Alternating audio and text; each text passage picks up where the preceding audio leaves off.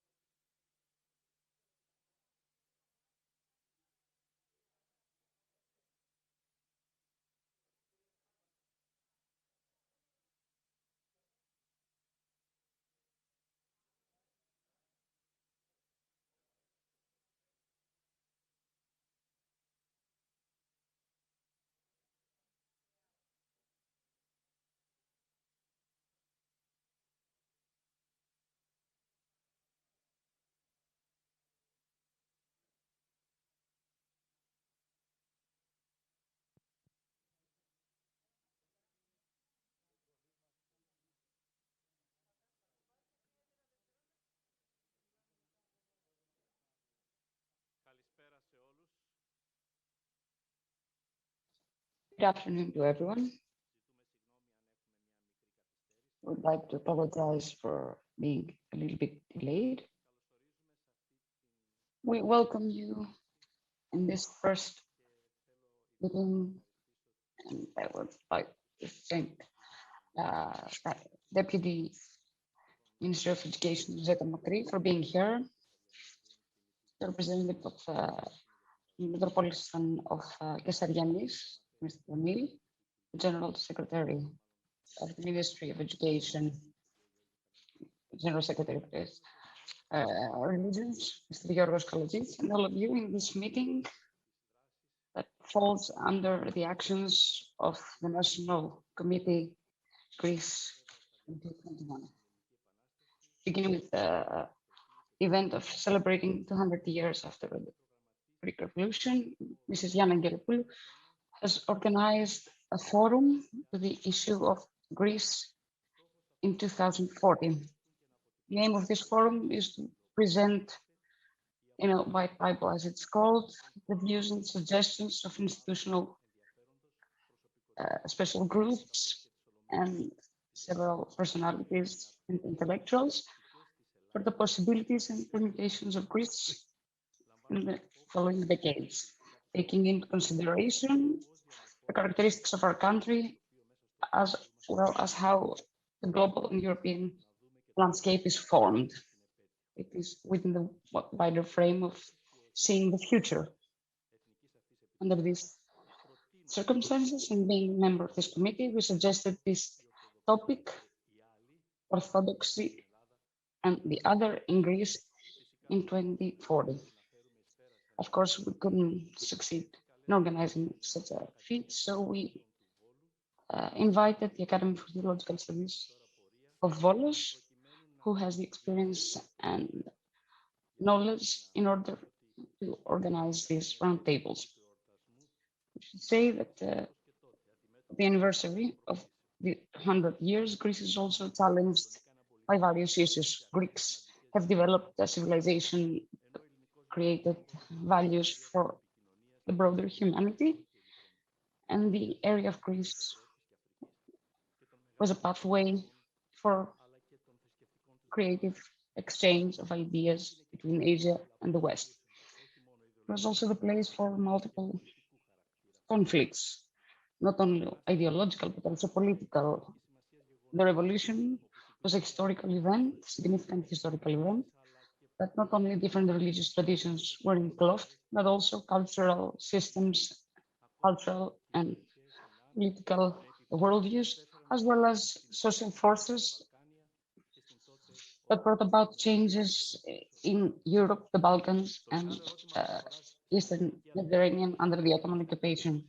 Great question that challenges global community in the next years is not whether you will be able, different religious identities are able to coexist, but if the person in the 21st century will seek for a new meaning in life. In the great challenges, but also in the great dangers, such as the ecological crisis and dangers, it will be proven that religions have to offer resolutions. The great challenges will lead to communication, and communication will lead to coexistence. The religious communities will delve deeper into their spirituality and get into a profitable dialogue. In this development, our church has a lot to offer through its truth and tradition that follows the example of the Good Samaritan by highlighting communality and peace. It has to be pretty clear that the first and most presupposition of coexistence is constitutional patriotism as the foundation of our society's unity, unity within multiplicity, both in religious and social levels. Based on all of the above, and with this in mind, and within the framework of celebrating the 200 years of the revolution, the Academy for Theological Studies of Volos organizes this first roundtable with the topic, We and the Other, Facts and Perspectives for Hellenism and Orthodoxy. This is the topic of today's roundtable. I have to say that similar events will take place on the 30th of September in Volos, with the formation of the new Hellenic identity, in Thessaloniki on the 20th of September, with the topic of secularization of state and society, and finally in Alexandroupolis on the 27th of September, with the topic of Islam in Greece and Europe. After all this is an introduction and the thoughts that brought us together in this effort of an essential dialogue.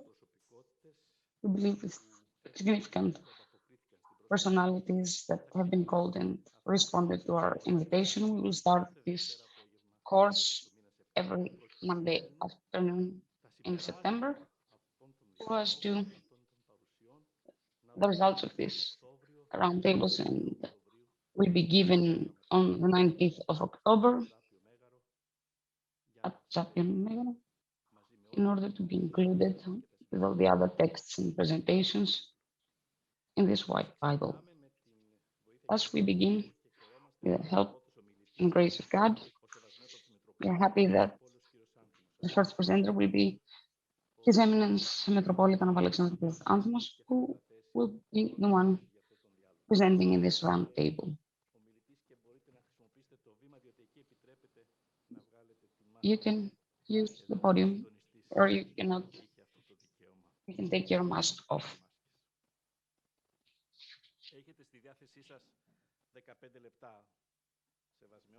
You have 15 minutes, Your Eminence.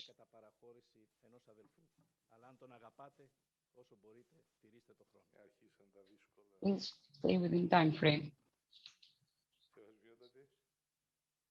Your Eminence, Minister, General Secretary, fathers, professors,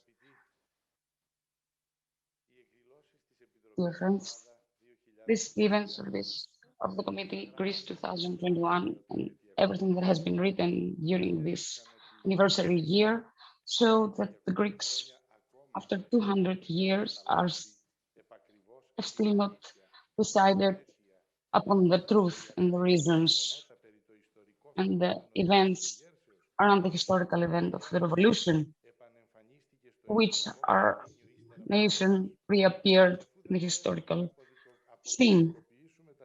Since we were not able to decodify whatever happened, you understand how dangerous it is to talk about what we think what might happen in the near future. I wouldn't have accepted the invitation of the Academy of Theological Studies, Volos, due to a traumatic experience, public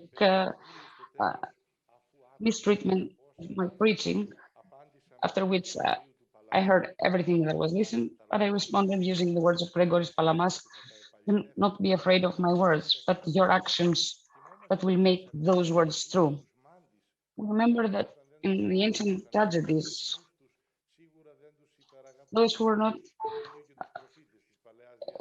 so prophets, so were the prophets in Old Testament, but here is not an omen, it's not a prophecy, but it's a reformulation that come about rapidly in our lives, not only in the West, but also in the East. Some of these we have already accepted. Others we consider them as obvious, and others we can calculate them. Many spiritual successes for which in elderly times people sacrificed in order to stand up and improve social structures have already begun to be reaffirmed and redefined. Some other values, even if they have not yet been redundant, they feel themselves not useful in our world, that seems to overcome them, since in the public sphere they were defined in the private sphere. These challenges are considered in various ways. Of course, the Volos Academy for Theological Studies decided to dive into these reformulations in 4 round tables. And we call these meetings round tables because Round tables have no edges, but the sharpness of the edges, be sure that we will not avoid them. And of course, we're thankful that we won't avoid them, since what is called orthodoxy should never become an ideology, but it has to remain church that moves further its divine origin is an ontological institution in which a person should freely participate in the communion of persons so as these communions to be lifted higher and be transformed in churches, either consciously or unconsciously. In the old days, there were some technical separations that created an extreme diversity in Eastern and Western countries. In the two worlds, that these suppositions, fantasies, and intentions and constructed images of the other were prominent. So, on the other hand, we had the fundamentalism, and on the other hand, we had Westernism. In this anti-ecumenism status, the Orthodox Church was not participating, but now the East is everywhere, as it is everywhere, as the West is found everywhere. So Orthodoxy today cannot stay silent, should take a stance. Not only Christianophobia and Islamophobia are the offsprings of the blindness in East and West. Orthodoxy that today has one foot in the East and the other in the West will be able to highlight its role, and its role is to become the role where the East and the West will meet and work together wherever they may happen to meet. And to be honest, what we are interested more is how this meeting will be successful in the Balkans, in the Mediterranean, and the Middle East, smoothly and faster. As a nation, as a state, and as a society, it's undoubtedly that faster or slower, we will participate in this brand new world that, as it seems, will be multipolar, multicentral, and absolutely digital. The tendency that has prevailed of deglobalization and the return to the nation states is certain that will reformulate the structures of our society and will establish a new globalization, digital globalization. Our society already focuses seriously on issues as AI, intelligent algorithms, biotechnology, and genetics. All these aim to help people, but the notion of a hyperhumanism that is bringing humans on a higher level has already registered the bodily upgrade, emotional upgrade, many are able to live it, intellectual upgrade experienced by many, and finally the ethical upgrade. 3 out of 4 are already being experienced. The new religion of facts is already a reality way before 2040 and will be possible by then people to be hacked and algorithms learn about us before we are able to learn about ourselves. Justly, some people question the ambition of Homo sapiens to become Homo Deus. To what extent will become reality? Digital technology and over consumption of facts and data will move against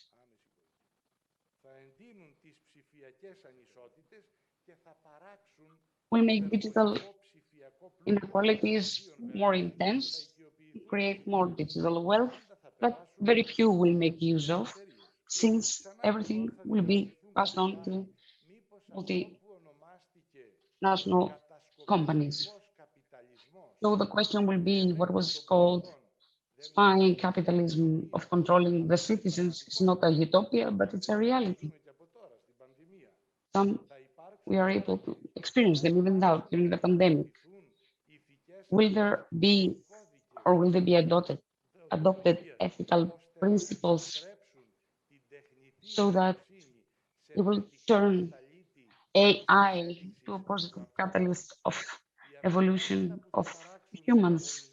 The insecurity that will be produced by these antagonisms of powers, the entrance of new powers that will try to take over global hegemony, China and other countries, will not make sensitive the future of global organization. The expectation of the fall of the capitalism, of the liberal Western values, the quests of the emerging countries and their fundamentalists. Does anybody doubt that will be aspects that will bring back of a contemporary multipolar era in our country? Apart from these philological questions, the question is very intense. Will we dare to become idealists and at the same time pragmatists, visualize visionaries and protagonists in a world with so many challenges, in a world without determinisms, but with huge global connectivities, in a world complex, controversial, but at the same time challenging and attractive? Or we will wait for the evasion of the random, of the unexpected, that will exercise reality because we are afraid of it.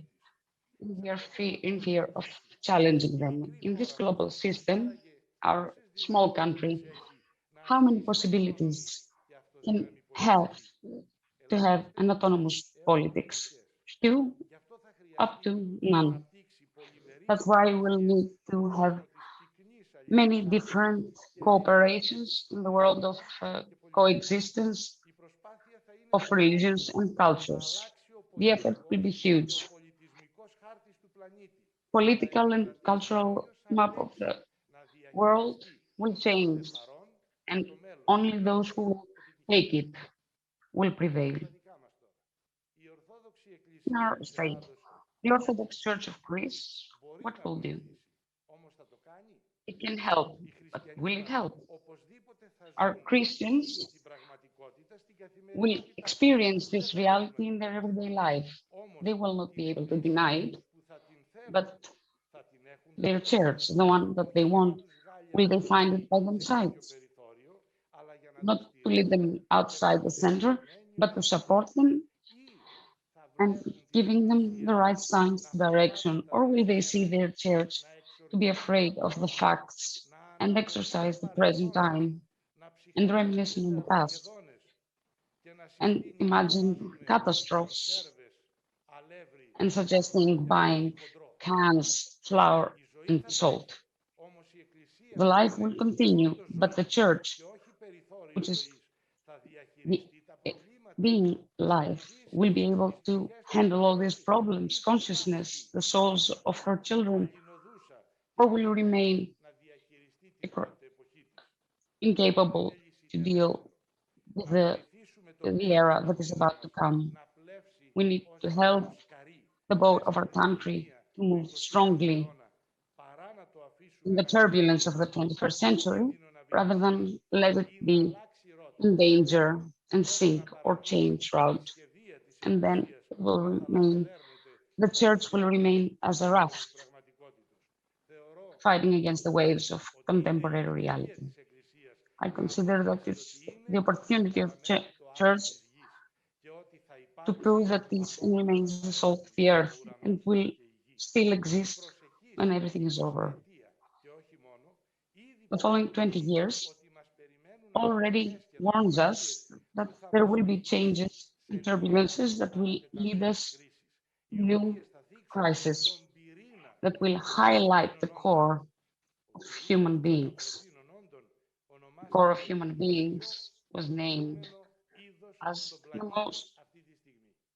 the species under greater danger of extinction on the planet. We've already experienced two crises, a financial, economic, and a health crisis. In the first, we witnessed the dissolution of the European Union, and the second, we saw politicians giving their power to the specialists, which is not right to do. However, they gave their power to special scientists, but even the scientists managed to create fear in the world. If the pandemic remains, will lead to worse economic crisis, then in our country, the gap between rich and poor will become greater. The dead end, state and citizen, that is existing now with the vaccination will become greater. The old conspiracy theories, along with new ones, will numb the population. And these theories will become even greater by the natural results of climate change in combination with catastrophic profitology. The refugee crisis will find an opportunity to threaten even further the traditional construction of our country and will continue to create separations and conflicts. In Evros, we witnessed that last year, and I've witnessed my own eyes our territorial integrity to be hanging on a thread. Before I was able to say, thank God we are saved, then we had the new situation of Afghanistan and the role of Turkey. Each of these crises, and coming together, will record structural issues and major crises that each country has to face. The crisis will be changed, will be transformed, will become more aggressive, and we get new forms that we are not aware today. But we know that the age of innocence has gone. It is necessary that our sense of guilt and the feelings of personal and collective responsibility lead us to behaviors of self-understanding and reflective practices. Here, this will be our role, our church's role. Everyone recognizes it. So we only have to take it seriously, contribute positively. As church, we cannot remain in the seat crying out and complaining, fighting against ghosts. We have to get into the field, in the squares, in the streets, see ourselves, our role, and our position, not through our own eyes in the mirror, but through the eyes that the others see us. And these others are not always the ones who are outside, are people inside our country, inside our church, is our people, Christians baptized by us. Even though they haven't begun to turn against us, they stand against us, being skeptical and having questions. Therefore, rather than seek who these others are and how they are, it would be better if we examine who we are.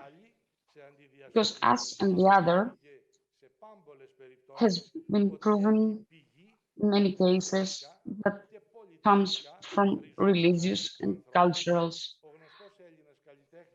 notions. The Greek artist wonders, who am I and where am I going? This is the most important. How spacious is the notion of us? Ancient Greeks had a weapon, and with this weapon, they were able to defeat anyone who wanted to participate in their state, and that was education. Is there any education today? Byzantine Greeks had another weapon, through which they were able to Christianize the peoples that were lingering on their borders, and that was the Orthodox experience of our faith. Do we have this today? If these dependencies are missing, then we will look like someone who loses his digital, his cell phone or his passport when he's on the road. In this postmodern reality, who is not able to see that? This phenomenon, unfortunately, becomes stronger. So the people become more problematic and they wonder about their identity or their identities. Postmodern Greeks are struggling with their identities. One of these identities that has a permanent space in us is Greek Orthodox identity. Contemporary philosopher highlights that if from the Greek we take out the effect of Greek Orthodox identity in issues of time and historicity, then in his life nothing can be explained. Therefore, we have no right to annul the evangelical preaching on the value of personhood.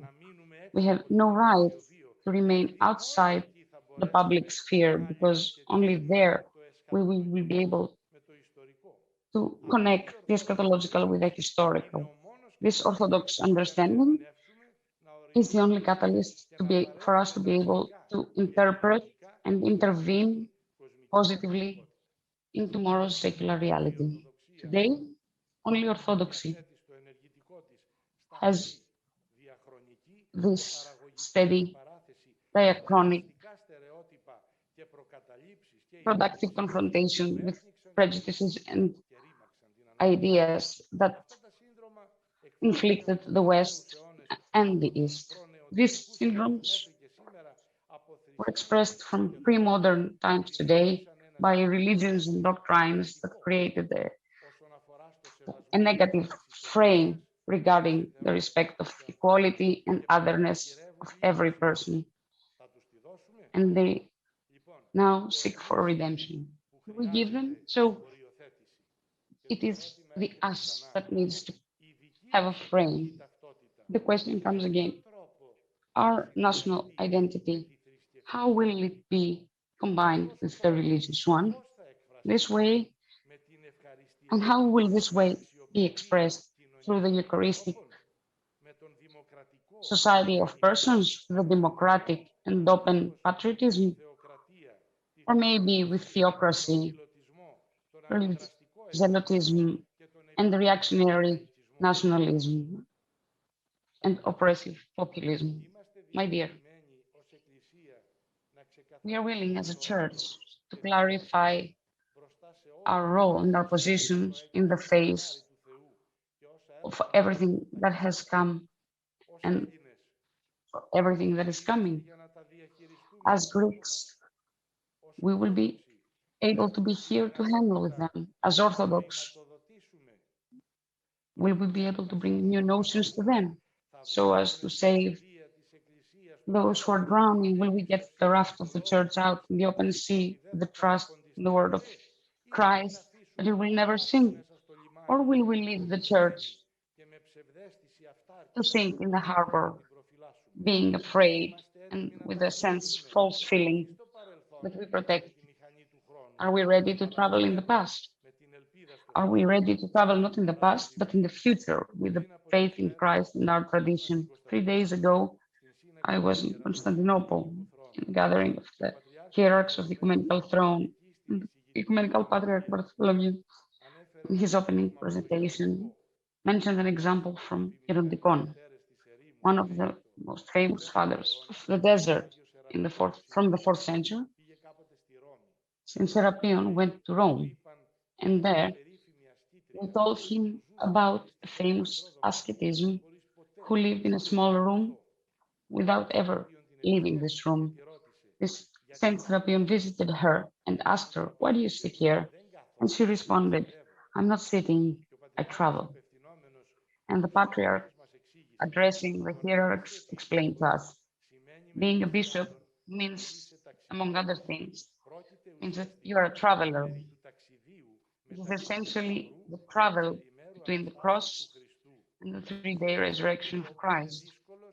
The life of the bishop is difficult and adventurous because he always has to be in constant movement and waiting.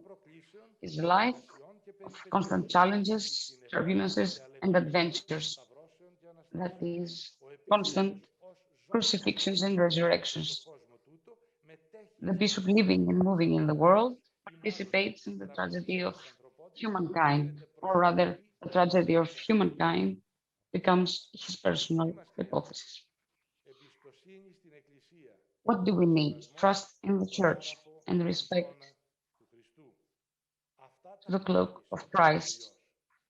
These were troubled by COVID, so we have to think, how careful we have to be so we are not thrown over like the weak every other future challenge that God has for us, in order to be assured by the end of the century only his words will remain.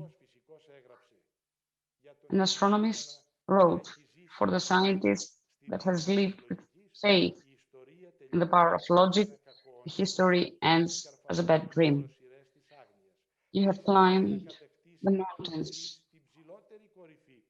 You're able to climb on the highest top of the mountain, and as it crawls in the end, he is welcomed by a group of theologians sitting there centuries.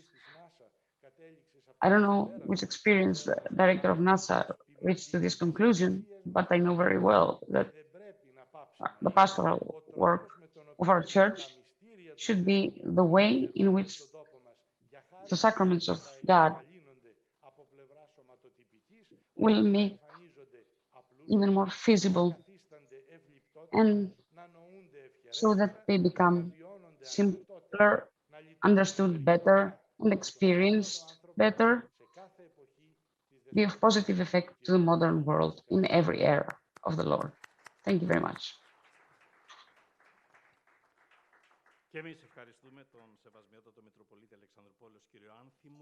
Your Eminence, Metropolitan of Alexandroupolis Anthimos, he introduced us to the topic with truth.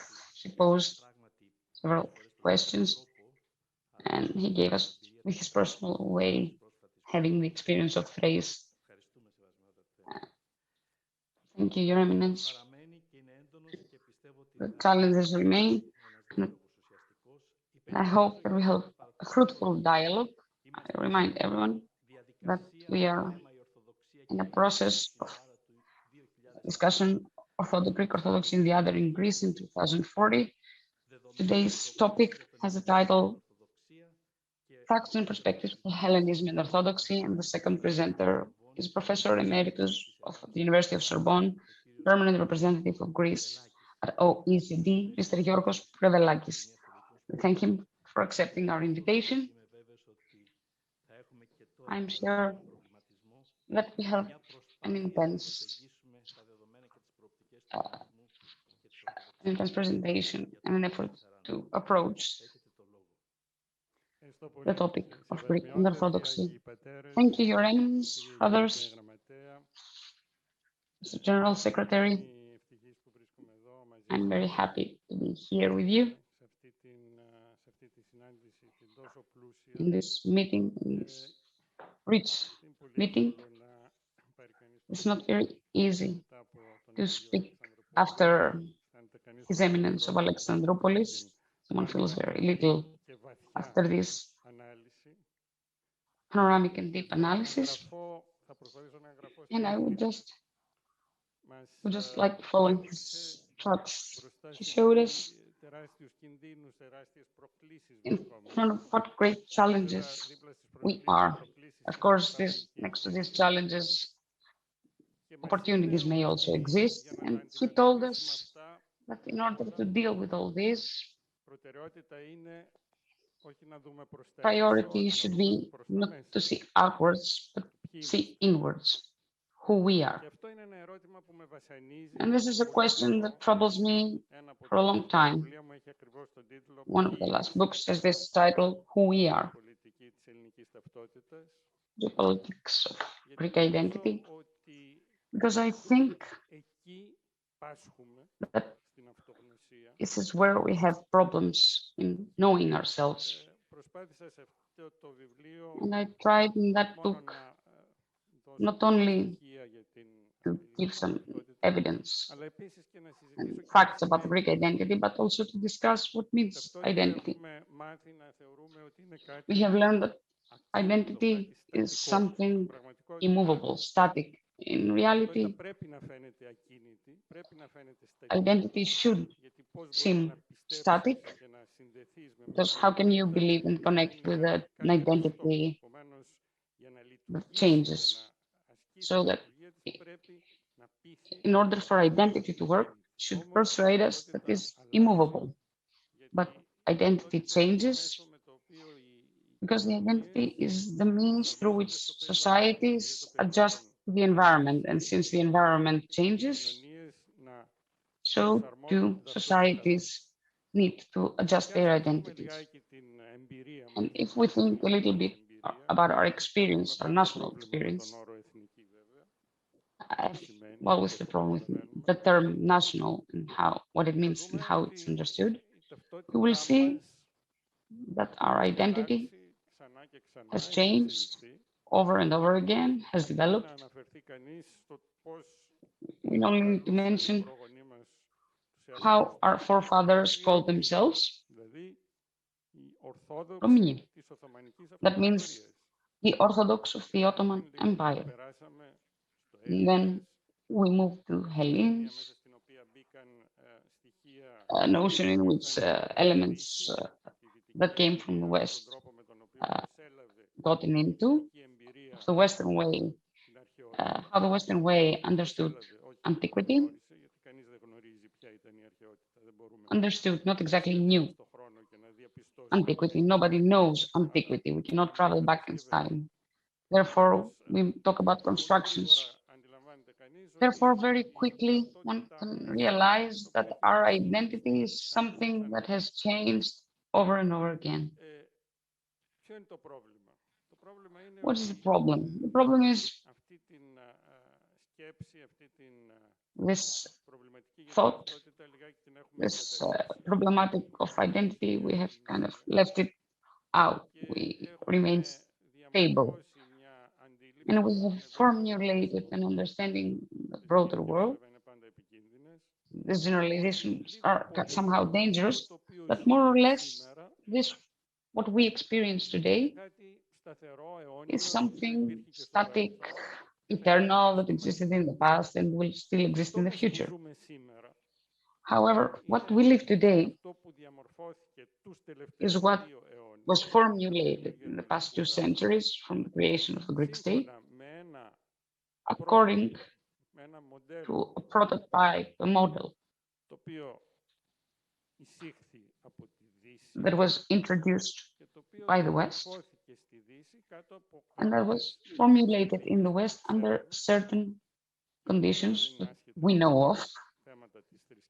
These conditions, of course, are not irrelevant with the issues of religion, because we know that after tremendous religious wars, the West ended up applying the principle, the Westphalian system, in which 3 factors are active. The one factor is state, the other is identity.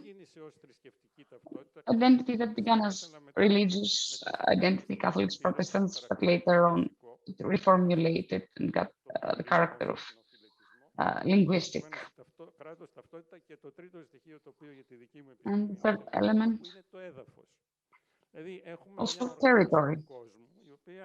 We have an organization of the world which is very simple. It means that we get a part of the geographical territory, and there we have a state which is prominent in rules, and within this territory we only have one identity. It's only us, there is no others. This was constructed for more than 2 centuries, and we have ended up thinking that we have always been like that, but we're not like that. This territory in which we live, this Greek territory, at some point used to be the crossroad of many religions, many linguistic groups. It was a meeting point. a meeting point that us and the others coexisted. And basically, we coexisted peacefully and harmonically. Of course, with all the problems that any geopolitical system might have, but we coexisted. And afterwards, those who belong to the group of us, of we, it's very difficult to point it, but if we talk about Romnews, they're not only Greek speaking, they speak other languages as well. This us, we, that is vague enough, but we think that it has a core spread all over the East. Therefore, there is no coincidence of territory and identity, nor a clear frame of identity. And of course, there was no state. Therefore, what was formulated for over 2 centuries, I hope I'm not taking much longer than that. So what was formulated for these 2 centuries, which seems natural, in reality was an extremely harsh reformulation. And within this course exists something steady exists, steady reference. Only one, only orthodoxy. The only element that is constant, that runs through the centuries and that connects us, organically connects us to antiquity, because the West connected us with a technical way. They created a Disneyland in their fantasy and they moved it to us. The organic connection with antiquity is orthodoxy. This is the constant element. And orthodoxy in these turbulent times of 2 centuries of creating the Greek state showed an unbelievable perseverance. We use the term resilience. Think what was the challenge of ethnic racialism for Orthodoxy. We have something similar to Islam. So where our community consists of those who have the same religion, irrespective of their color, their language, at some point we had this principle that we are divided depending on which language we use. So suddenly start seeing our old brother as an enemy and having issues with them. The same happened with Islam, of course. The Turks started fighting with the Arabs, although they belong to the same community. The church managed to survive through this challenge and still survives. What does this mean? It means that now that we enter an era that this schema of Westphalian system is under dispute and is turned over through globalization and all the developments that was mentioned by His Eminence earlier. And we are in the face of chaos and worry and anxiety. What is our only hope? What remains constant throughout the ages and was able, irrespective of the reformulations, to preserve the core of the truth, which does not lay only in institutions and church, but this core remains in our experience of every family, in every village, in simple people. And all these that we are not able to see, they are invisible, and because they are invisible, they are able to survive, because they cannot be destroyed. Therefore, I think, and I will stop at this point, because it's a long discussion, and I imagine it will be more interesting to discuss about it. But I think that on one hand, we have this idea of awe in the face of this reformulation that overturns these references that we are used to, but at the same time, I think that there's an element of hope, and this element of hope is based exactly on the reviewing of these false references that we have lived by, which is exactly the territorial ethnic state that is the Westphalian system, an external system that was introduced, that was formulated in other conditions for other needs, and came, and had to, because we had no other option, we had to adopt it. Thank you.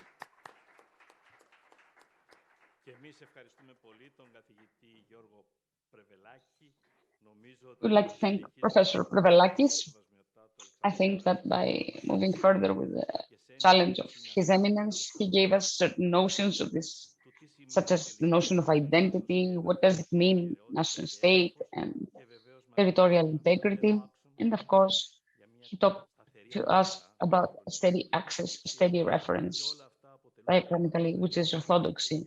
And all these are the facts of what is about to come. And we keep what you said, that in this land, many cultures and religions coexisted. Even if they lived through tensions, they coexisted. Thank you very much. And we move on to a presenter, the assistant professor of the Panepistimi of the University of Thessaly, Mrs. Vassiliki Yakoumaki. We would like to thank her for accepting the invitation. I would like to remind that general topic is Greek Orthodoxy and the others in Greece in 2040, but today's topic is facts and perspectives for Hellenism and Orthodoxy.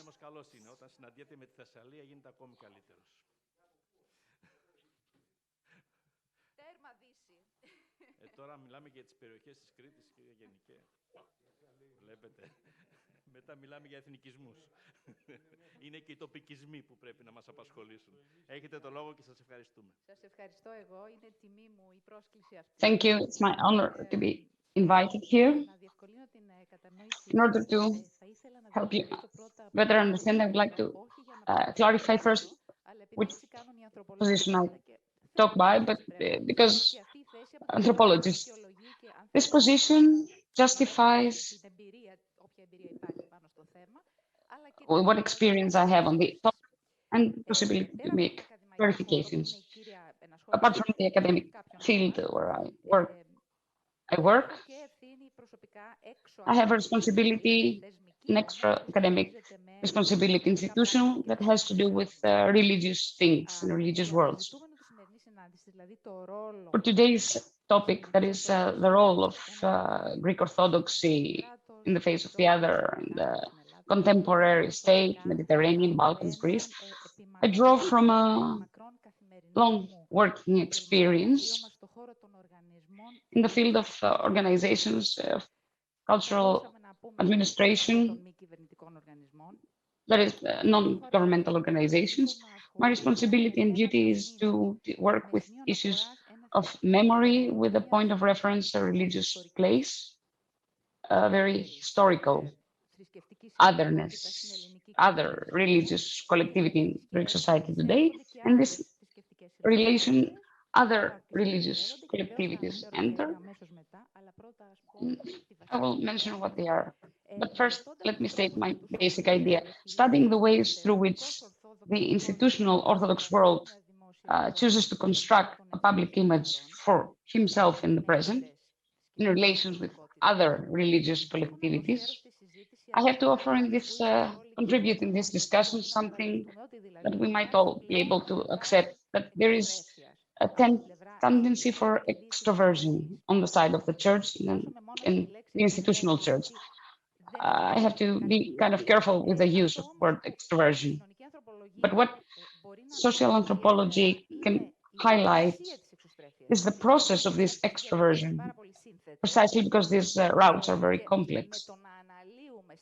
And by analyzing and, in essence, deconstruct these processes, we avoid to idealize extroversion, we avoid jumping into conclusions, but at the same time, we are able to foresee sustainability, future sustainability.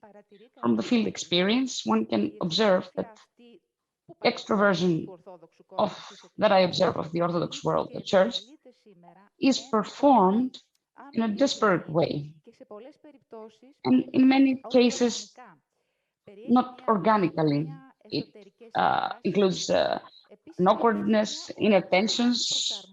Also, it includes an obvious need for adjustment in new situations, which cannot be constructed systematically, at least not yet. I mean, whatever happens depends on people or groups and collectivities that have a rather modern philosophy on the issue of otherness and coexistence. This can be explained historically and is due to established mentalities and ideologies in the Greek era. Power relations well known and well studied. I'm not going to talk about this. Therefore, I don't highlight this as diagnostically as a pathology, but as a, I would say the same thing about the Greek state, but as an understanding that can be explained historically. And I also highlight that we have to recognize that Orthodoxy is not a homogeneous world, but it's a very complex one. Even on the side of practice and rhetorics on formal level of institutions. So, but also other worlds are also complex. Good analysis should also see their perspective as well. As anthropologists have what we call the field. Our understanding of things becomes through field observance. So we have always an example from our experiences that we study. This means I speak ethnographically. I draw here from experiences of institutional coexistence in public sphere of protagonists, representatives, entities of buyers of the Orthodox Christian world with the Jewish and the Catholic Christian world on a level of local community in Greece today. It happens that these three worlds coexist in my example. My institutional role is a role of responsibility in managing Jewish memory in Greece on a local level. That means through the protection and function of the synagogue on the island of Crete, which is the last trace of this existence in Crete. I'm not going to highlight the Jewish history and identity, but say that this condition, highlighting the Jewish existence in Greek public sphere, entails visibility, people working together, institutions working together from different fields, priests, Orthodox, Catholic, and Jewish, representatives of hierarchy, faithful, locals, visitors, volunteers, locals, intellectuals, even non-intellectuals, theologians, in education, politicians of various profiles, local administration, and broader institutional entities. This coexistence of all of the above and the three different religious worlds is happening with the physical presence, which means that also the bodies are coming together in institutional memorial ceremonies. For example, for the Jewish genocide, we have celebrations through the restoration of a synagogue or naming of a street or a square. This has happened in Greece, but take place within the calendar year of its region or nation state. The last 2 decades, it is supported and dictated this coexistence for a broader condition, not only in Greece, that is shaped by the politics of identities, multiculturalism, politics of memory, but also from the great refugee flows that made more aware the physical, the bodily coexistence with the other.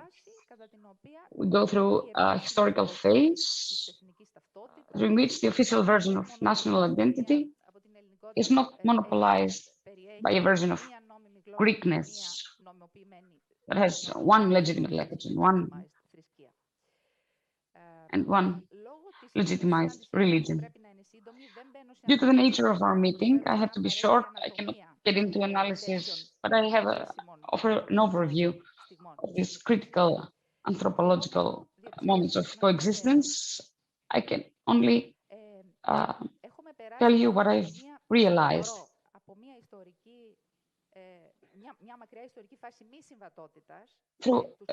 We have been through a large historical phase of incompatibility with the religious others, no communication, dialogue, but not on the level of intellectuals.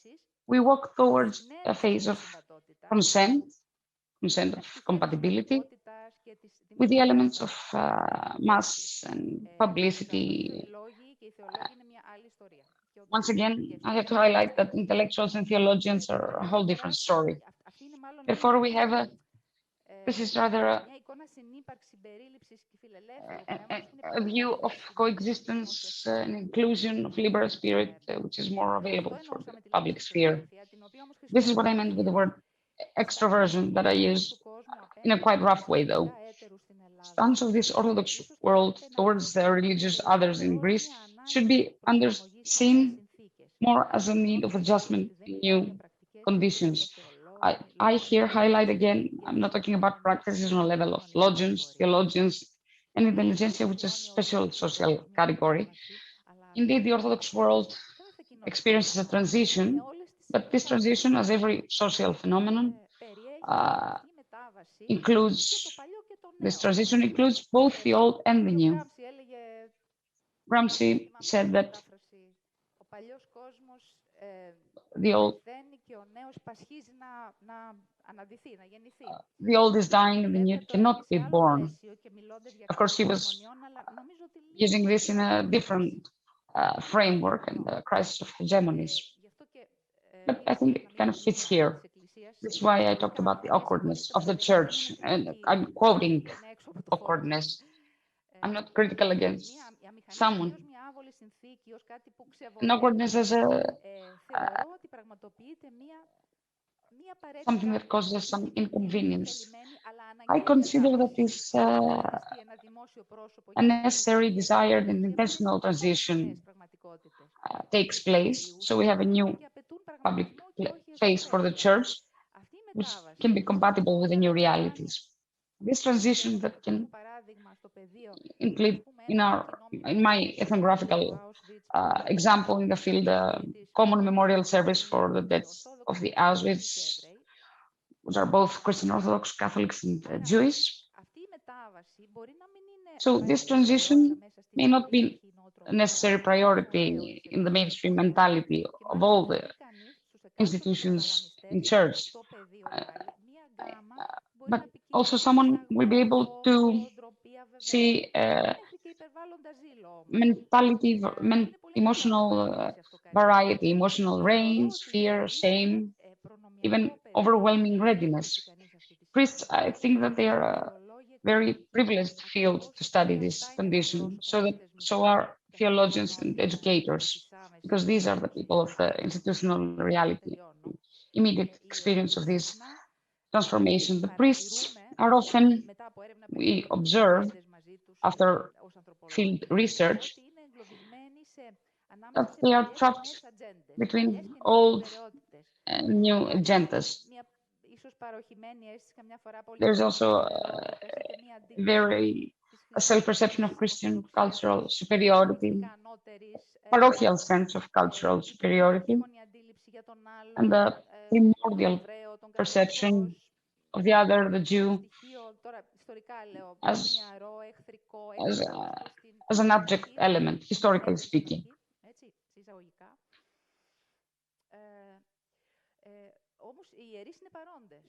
Nevertheless, for the first time, the priests are present too, and it's admirable what one can observe.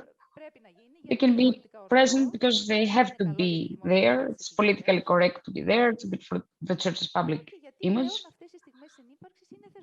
Also, because these moments of coexistence are institutionalized by the Greek state. it is very interesting to observe this relationship. With everything that I just said, I would like to present this condition that I roughly call awkwardness and ascribe it to known established relations of powers between the church and the state, religious dominant and the other, and in mentalities that have been shaped in the long process of nation state. These mentalities are faced with contemporary challenges that shape, determine specific ways of coexisting, especially on a level of institutional practical routine. On the occasion of the coexistence of the Orthodox world with the Catholic and the Jewish on an institutional level in contemporary Greek frameworks, I tried to present the issue of the public image of church and the relationship with the religious other, with an emphasis on the importance of institutional everyday as a main object of anthropological thought, that is the routine and the everyday practice as keys that we use and we are able to understand the established institutional mentalities.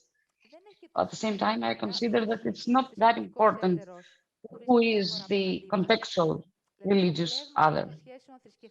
This grid of relationships of religious us and other in Greece has been entrenched in the long historical truth, but it's quite varied because we have different religious other. The important thing is that this realities that includes creative tensions and accept challenges in Greece. Thank you for this meeting and for the privilege, so that we don't just stay in theory, but also draw from reality, so that we can talk about sustainability. Thank you.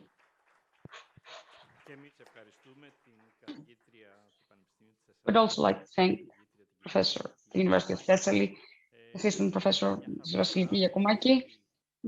She gave us a mapping of how we approach otherness on a religious level in our country.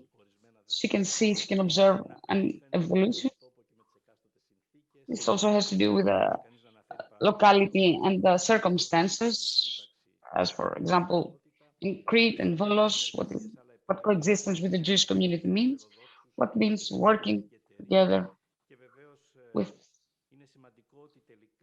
institutions, and of course it is important that I will be frank about this. At least the lesson of religious studies should not divide children. We have succeeded in that, but I think that it's a step towards coexistence.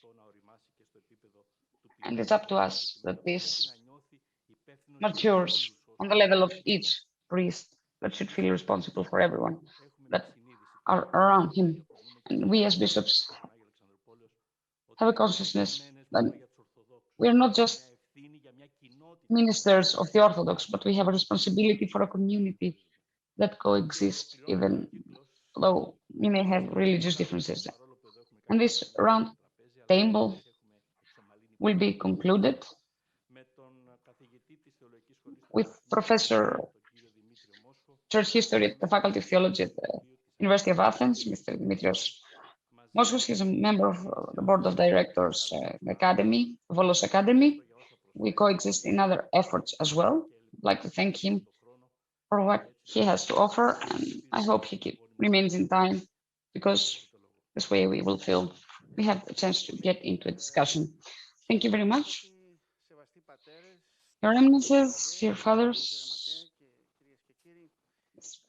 Minister, General Secretary, ladies and gentlemen, before we move to Greece, our title is Orthodoxy and Others in 2040. Before we move to Greece, we should see very briefly some things about the rest of the planet, the past and its present, and see what we can gather from there. The collective understanding of the notion of progress or reconstruction after the Second World War in the world, either as an ideal of socialism in the eastern part, or as a reinforcement of social politics in the West, was accompanied by the relation of national liberating movements in the periphery and the generalized challenge of the Western discourse, which was safe in a climate of safety and prosperity. Irrespective of the violence and the traditions, military interventions, the political aim of prosperity and progress was a common denominator in the field of dispute between East and West, and at the same time in the field of national liberating peripheral movements. Everyone had a common language that talked about the progress in society. But from the end of the 70s in the Western, an ideology was developed, that one of the revocation of barriers in private initiative, and is highlighted as the profit is highlighted as a ultimate goal, less taxation for the rich, free movement of the capitals. The philosophy ruled over institutions, banking systems, political institutions, and schools of thought. The care for the society, the notions of solidarity are steadily, gradually marginalized. This new philosophy that rules over is connected with the fragmentation of the public sphere in closed fantasy communities. But this short-term hegemony of neoliberal discourse contributed significantly in the collapse of what is called the socialist side, the final globalization. Suppose that is a connectedness of everything, planet, village. At the same time, religion as a cultural and political factor emerged as a new opposition that had nothing common with the common universe of capitalism and socialism, that is economic and technological progress. This began, for us to remember this event, with the revolution in Iran in 1978 and the Islamic utopia that was established there. Continuation and the characteristics of a vicious cycle, greater exclusion of the poor, created an environment to restrict into fantasy communities with elements of what was thought to be forgotten, the elements of religion and national differences, and this mental notion, mental marking as a world of civilization. There, we find ourselves challenged with a worldview paradox. The food for the hegemony of the image of the Western civilization and classic values, personal rights, rule of law, pluralization, is given by the exclusion of it as a society of prosperity. If you're not able to participate as a prosperous society, all these elements are taken away from you. This is understood from the excluded as an unbearable deficiency, and this leads to denial and to the return to enclosed solutions of an alienated past. Therefore, a contemporary person lives and mimics a modern world, but also breaks it into a competitive communism that creates political and financial fuel to the modern world. In Greece, this oddity surfaced with the so-called Macedonian issue in the 90s. The anti-colonial liberal and anti-Western rhetorics of 70s and 80s was nurtured by the ideals of a return to the roots in theology and art, took a populistic form of nationalism and xenophobia in a Greece that was considered a steady part of European political core.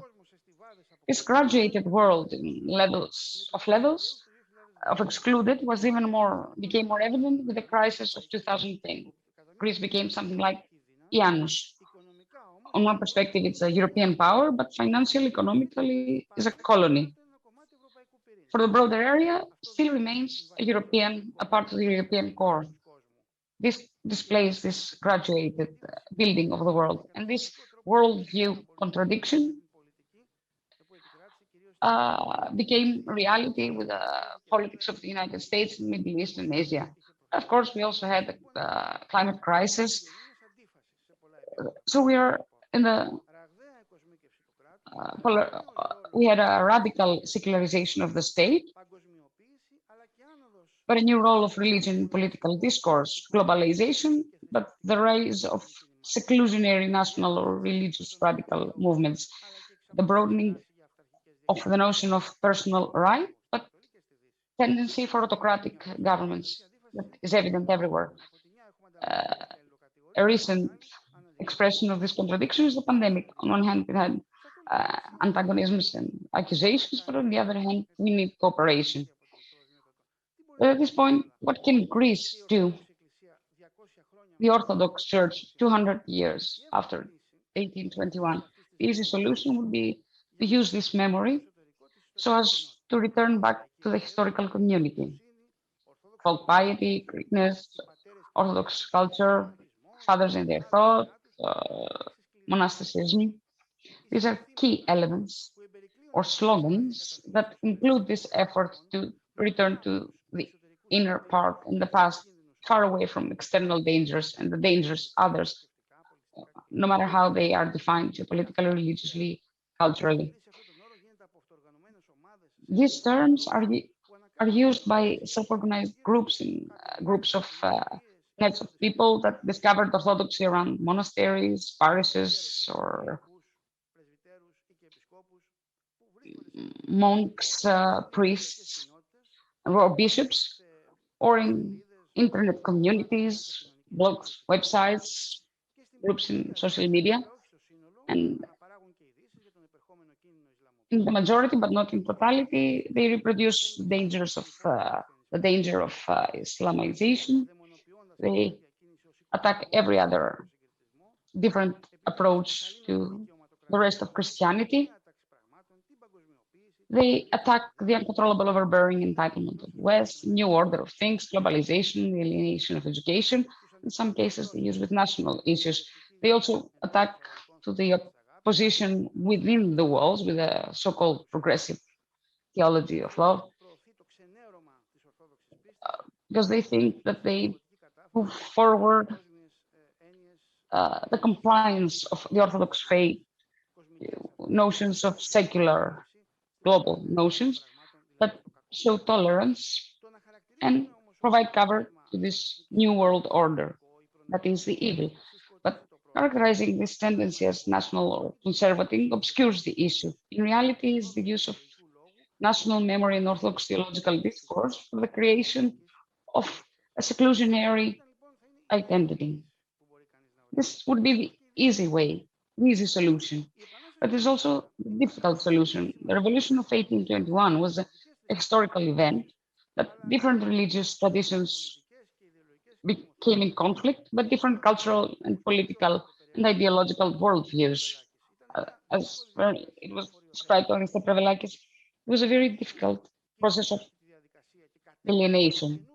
But was the force for this process and led to this formation that did not exist? It's a force with the characteristics of realization of an inner worldly eschaton, a utopia that was managed to co-rise partial social forces, ideological and religious trends, used elements of the past in a dynamic vision under the broad notion of freedom. The Enlighters interpret this as a political notion, traditionalists as a fulfillment of prophecies, that we have the eschatological symbol of the cross.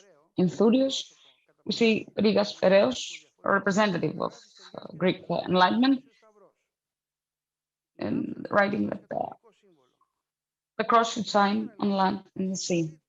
Today, the contribution of Orthodox theological discourse in Greece and the planet of the future is this utopian directive that contributed to the creation of the Greek state. Freedom through sacrifice, free, the freed besieged, as the poet says, because the advantage of utopia is that it composes the opposites. It can see the future, and therefore it can point towards this breaking of this vicious cycle. Have two negatives that feed each other. However, the disadvantage is that any utopia has great difficulty in including the other, because utopias do not know what to do with the other. And this is characteristic of the Greek society. Who is this other?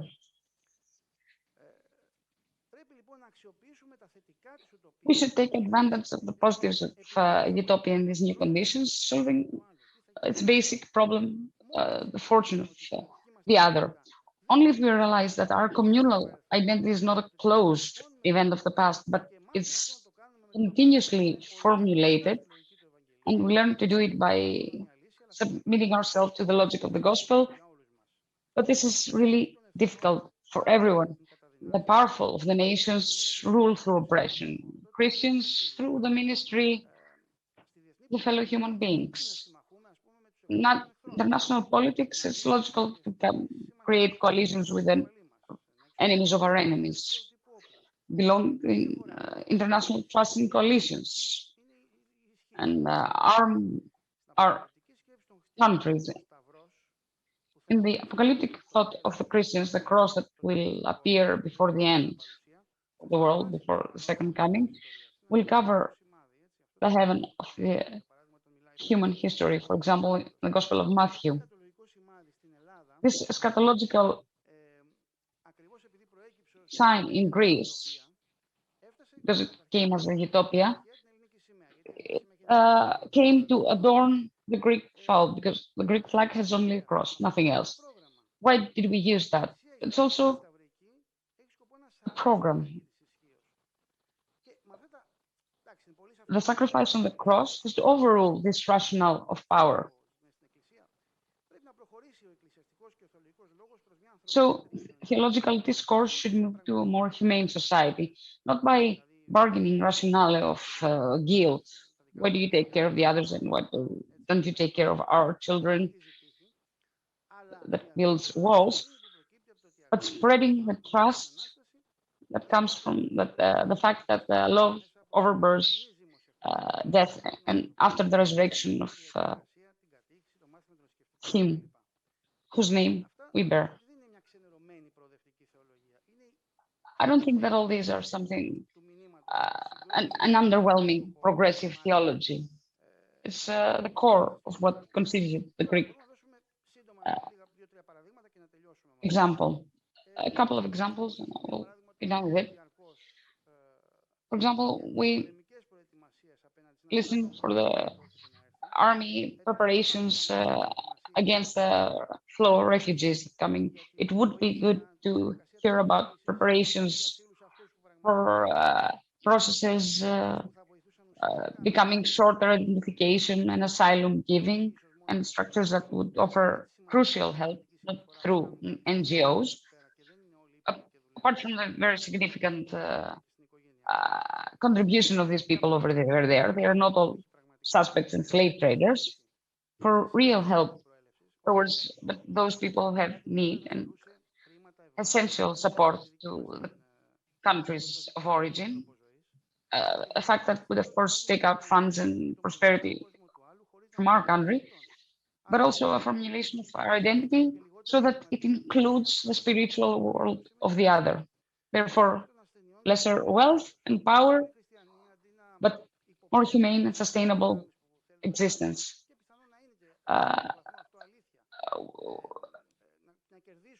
Maybe Christians are suspicious towards the dark forces, so they could press for more democratic control, how this new technology is created, and try to ask for a revocation of patents for vaccination, and not just work for just for a small part of those who are demonized, but start working for the many with a practical, democratic, and socially aware way. The offering of the cross is also evident in memory. For example, the church in the future Greece could reflect on the memories of hatred and forgiveness where it's possible. We talked about this with His Eminence and various fora that we work together within the church. Memorial services for the Macedonic struggle include only the Greek fall dead, not even Bulgarians that were Orthodox. Or on the other side, there's a monastery of Mount Athos that has a very essential pastoral support with monks in cities in northern Macedonia. It's very impressive. It would be wishful that Greece support and take advantage of the historical work that sees through a sense of reconciliation whatever has happened, whatever positive have come from the coexistence, for example, in the Byzantium, but also during defeat and slavery during the Turkish occupation, not only in Greek-speaking world, but in the broader world. Finally, the offering of the cross is also in the education of new people, the new catechetic work in the parish, also the lesson of religious studies in the public school that should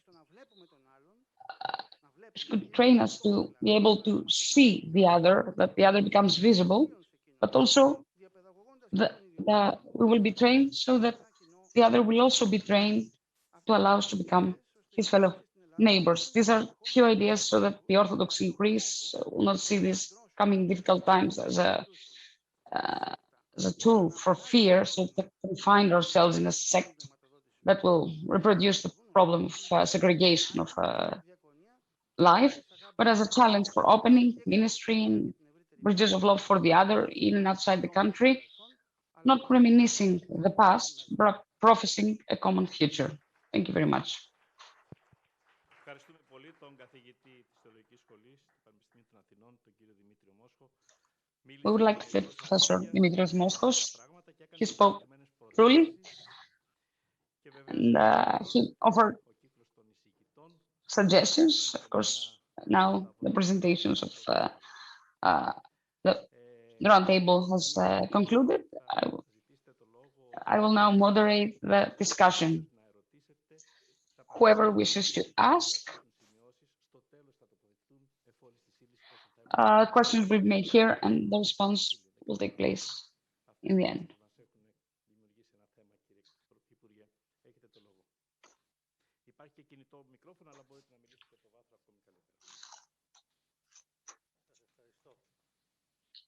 Thank you. Good afternoon. This is a very important event that deals with the topic of the 200 years of the revolution, not looking backwards but forwards, because the discussion should not have the character of a justification of the past, but a possible communication about the future. And by my experience, by being close to the work of the Volos Academy for Theological Studies and your interventions for the issues of the pandemic, I have a feeling that today's meeting and what is about to follow will lead us towards that direction, an open identity of modern Greek. So it can be more clear, not just one identity, but multiple identities that the contemporary Greek can be recognized. Whether this is a national, religious, or social, or sexual identity of modern world. It's not just one, the identity that modern persons are recognized. There are many identities and they are composed modern persons. So getting into the discussion, I was kind of, when I heard about this theory about the Greek idiosyncrasy as a revolved around orthodoxy, we live in a secularized society and what unites the world today is not just simply religion, or may I say, institutionally represented by the church religious understanding. How can religion, orthodoxy, constitute an exclusive and oppressive way, constitute an identity, when, for example, 2 or 3 years ago was leading the protests against our fellow Orthodox in Northern Macedonia in a contemporary secular society in 2040? The role of religion and orthodoxy will remain the same as it was in the past, or will we have an evolution? The second issue, the issue pertaining to the refugee flow, and which is connected with issues with the neighboring country of Turkey. Can we deal with the issue of the refugees as a threat for our society? There are suppositions for the possibility of more democratic dealing with this issue, but the refugees cannot be considered as enemies. And the last topic is the topic of the environment, with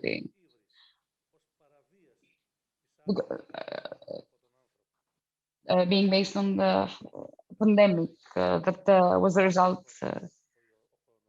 It was the hubris of human behavior towards the environment.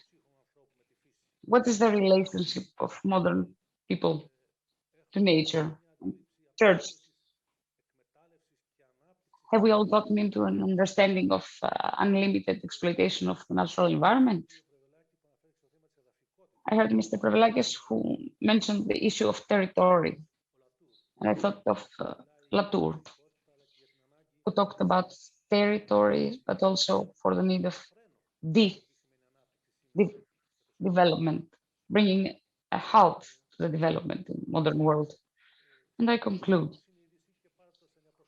in my conscience, my personal understanding, the notion of religious identity is necessary for modern people, responds to existential challenges, but not just that, and not if this identity is identified with the state religion, because state religion does not answer to challenges and worries, but just simply empowers. This is why we try to have Orthodox tradition and religion presented in the school, not as a state religion, but as an open educational effort of students in order to discover the other on the base of Orthodox tradition in general. Thank you again for giving me the possibility.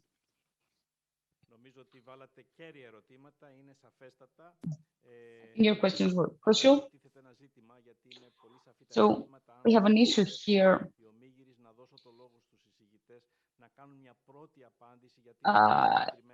If participants here will allow me to give presenters respond to these questions, so that we will not hear these questions again. Who would like to respond first? Mr. Prevelakis, I think you should go first.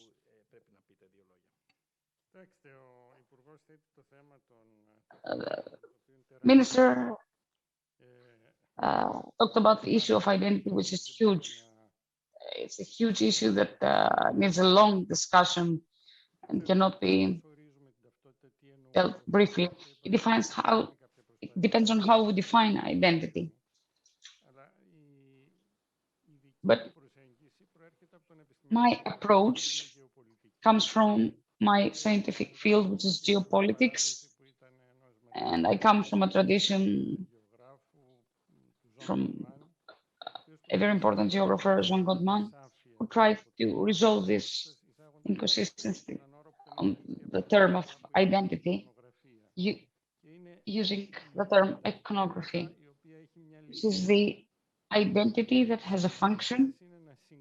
The function of iconography is to constitute a community connected with the field, the territory, or a network of territories. For example, we have a religious iconography. This iconography creates a network. I mentioned UMA earlier. The same applies for the Christians in pre-modern era. This means that we create a community, the elements of which can be found spread around the world, but it still constitutes a community. It is a political subject, or we may have an iconography, national iconography, that is connected with the territory. And wants each member of this community to remain within a perimeter. Everyone be inside the perimeter, none outside. Therefore, with this, I think that we define at least a part of this notion, the field of notion, so we can talk about that, because other than that, identity is also the personal identity, is a notion so broad that in the end does not help us move the discussion further. But in public discussions, it's very difficult to construe a structured schema on which this discussion can take place. It's a discussion that that is connected to academic seminary. It's a difficulty on how to create a broader communication by trying to be more precise with the notions each one uses. The issue of self-identity, is there a continuation that we can call as Greek, Hellenic, a racial continuation? There's no point in talking about this. And if one wants to be very precise, scientific about this, this issue will disappear. Einstein said that as the more precise we become, the less deep we become.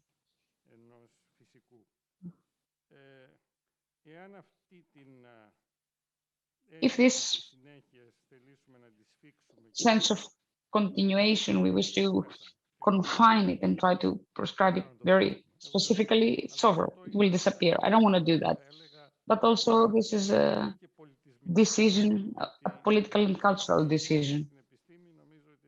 Because in that field, as well as in science, scientific strictness reaches up to a point.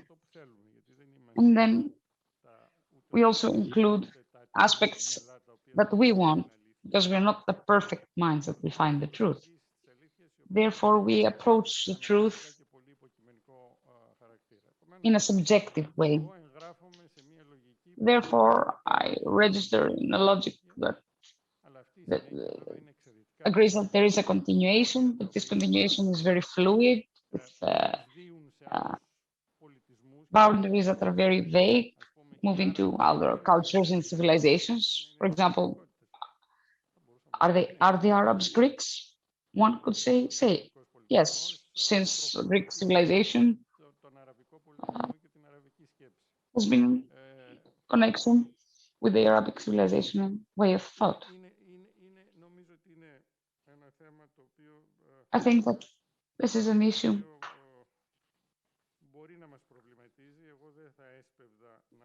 can create a problematic on which we discuss. I wouldn't rush to overturn it so that I can support a very strict scientific attitude. The refugee,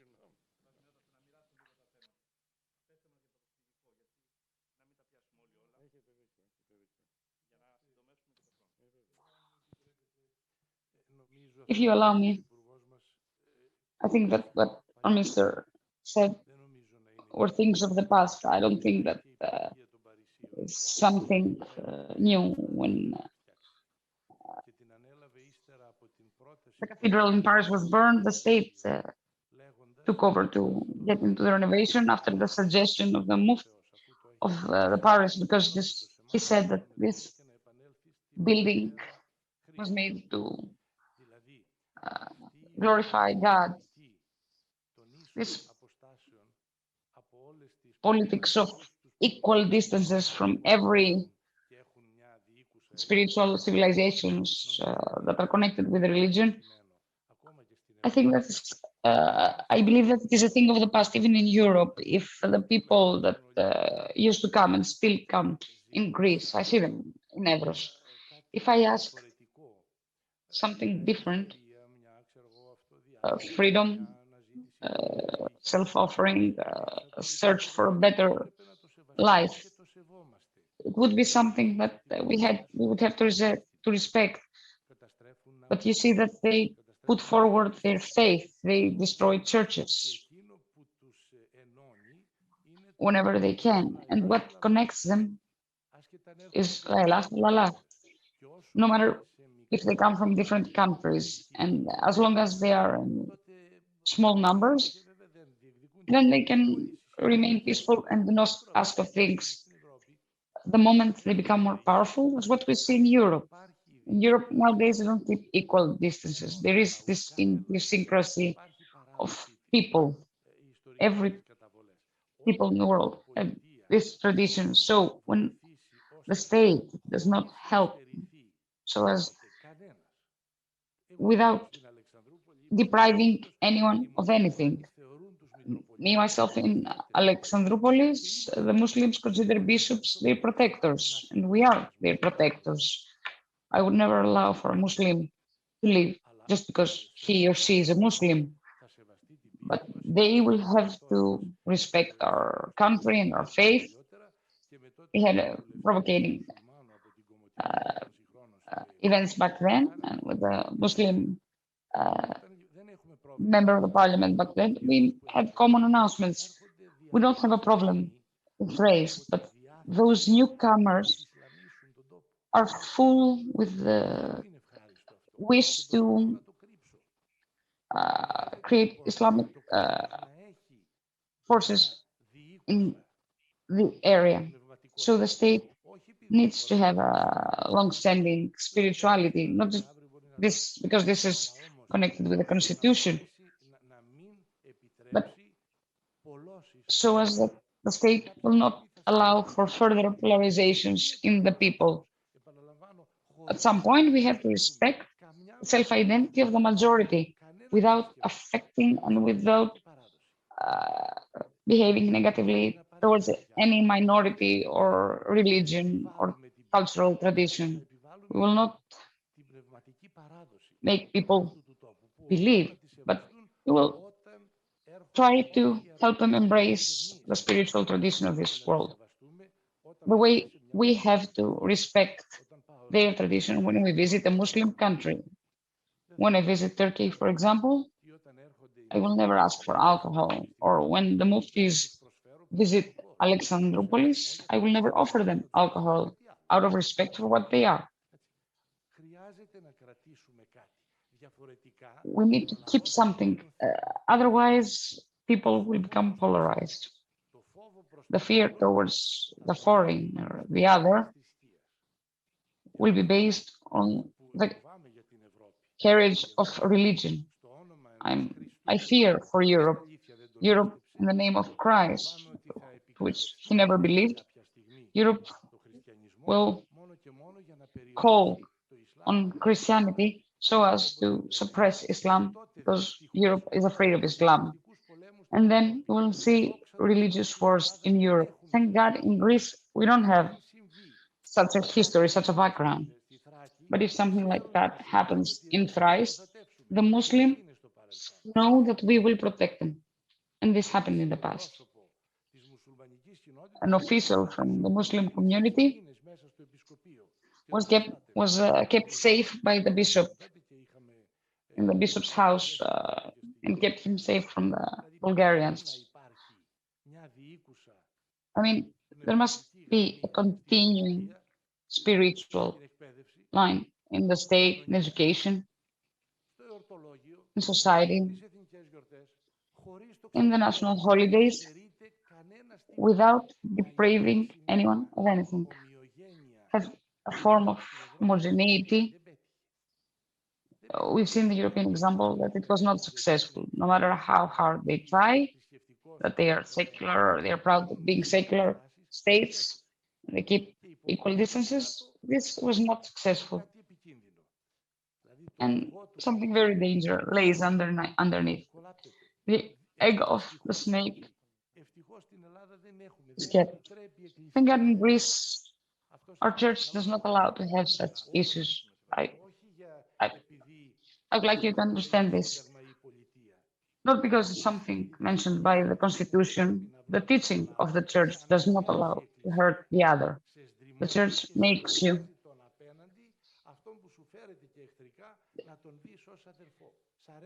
to see as a brother the other and the person that behaves aggressively towards you. Let me connect with what I was saying. The iconography is a society, a political subject, should have an iconography. If this iconography can be more or less exclusive, if iconography does not exist, then we move on to the dissolution of the society. Democracy is founded on iconography. It cannot be different. Otherwise, there's no democracy, there's no institutions, there's no community.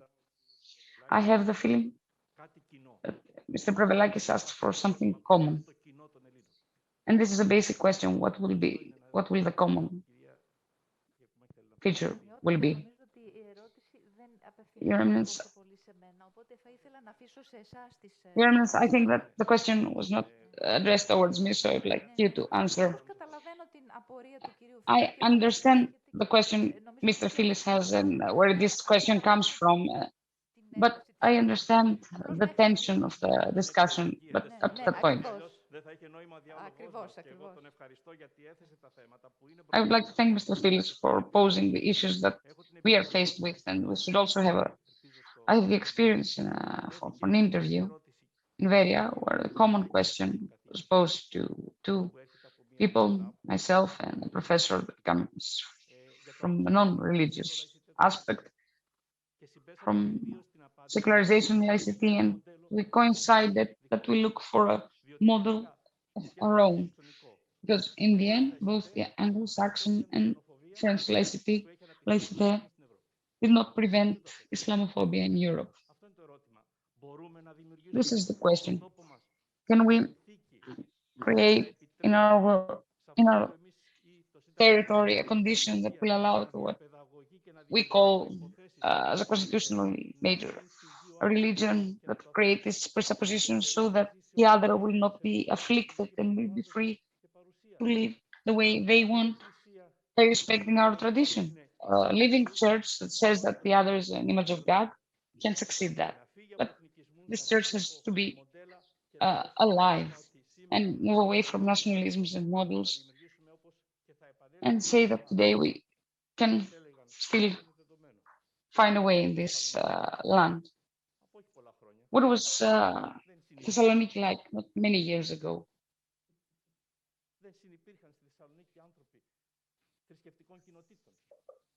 Didn't different people from religious communities coexist in Thessaloniki?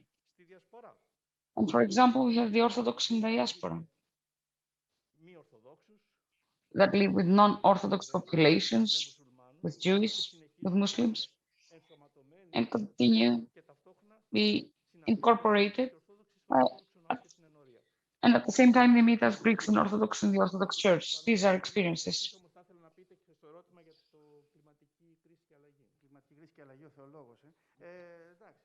For climate crisis, the theologian.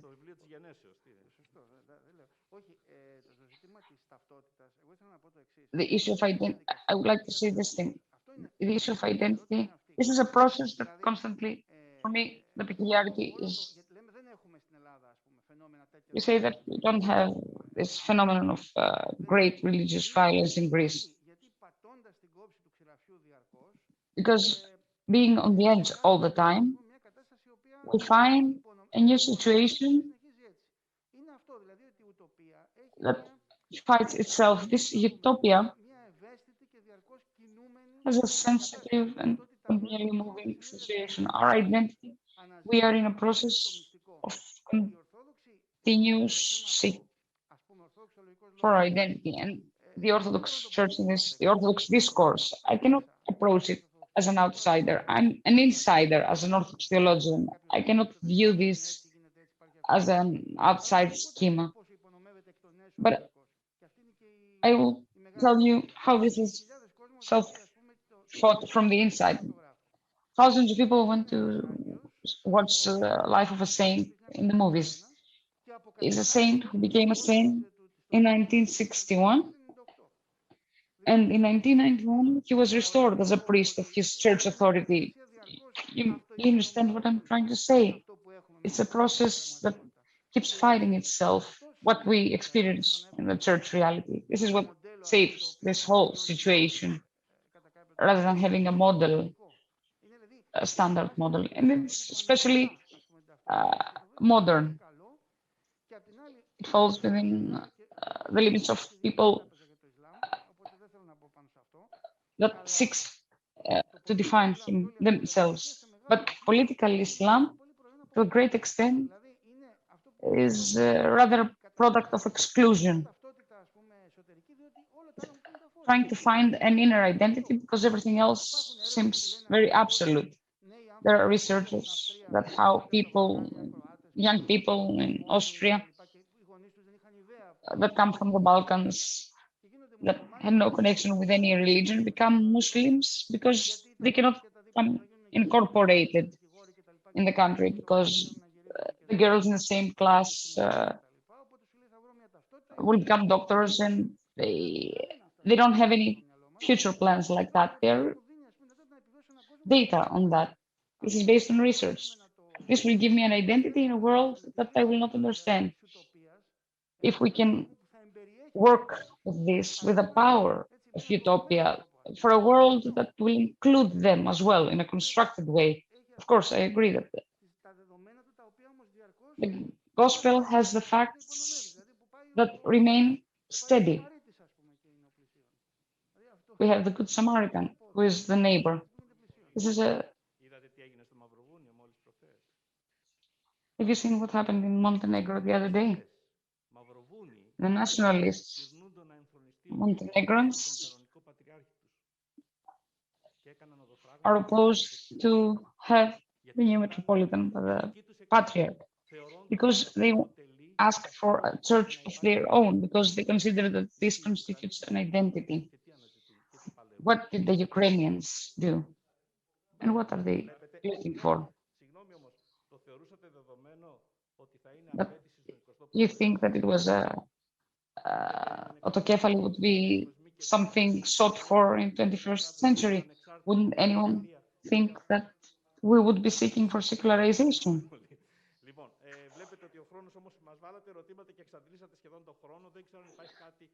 Time has almost, our time has come almost to an end. I wonder whether there are any further questions.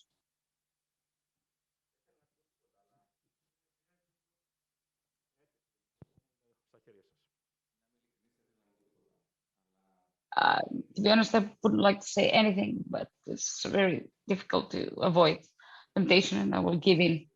I would like to say that something that includes me as well. Unfortunately, most of us, we talk as members of the majority, either consciously or unconsciously.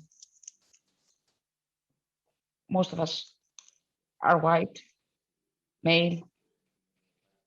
This dimension is also, whether we like it or not, in our society, we have sexist tendencies. Christian Orthodox, either members of the church or with this background, and we speak Greek. As a result, we quite often get into self-reference on how good we are. Unfortunately, we're not that good. There have been many mistakes.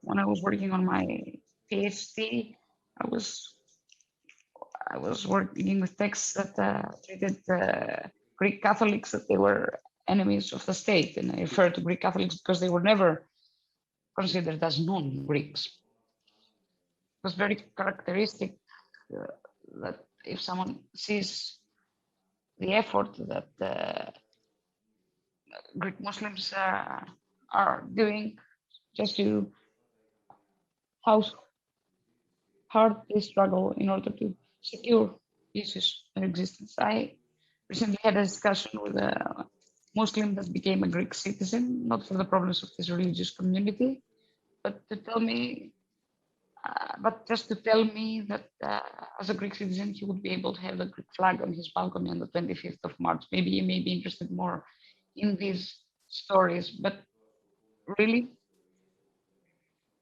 and using my minimal theological knowledge, before we talk about the others, we have to think whether we are able to understand how someone feels when this someone does not have the main characteristics of society. And this should not lead us to jumping into conclusions that someone else, the other, no matter what many of his multiple identities will be, get a position of responsibility. This is the only way to go, move forward towards 2040, become a prosperous community. Otherwise, we will be a very selfish society. At this point, I think that we should conclude. It's the first cycle in an effort that is a part of the organization from the National Committee Greece 2021 to see and talk about the Greece of 2040. The Volos Academy for Theological Studies took over this effort with the title Greek Orthodoxy and the Other in Greece in 2040. We concluded this first effort with this round table that we had His Eminence Metropolitan of Alexandroupolis Anthimos, Georgios Prevelakis, Dimitrios Moschos, and Vassiliki Yakoumaki. I would like to thank you all from my heart. Thank you for accepting our invitation. Thank you for your contribution. Thank you everyone for being here. It is an effort that will be a continuous effort for the freedom of dialogue, the effort to record everything that will be said and will be heard as conclusions, with a wish, at least when it comes to the Orthodox Church, to be able to respond to what will come in 2014. Thank you very much. I wish you all health and good luck. Thank you all very much.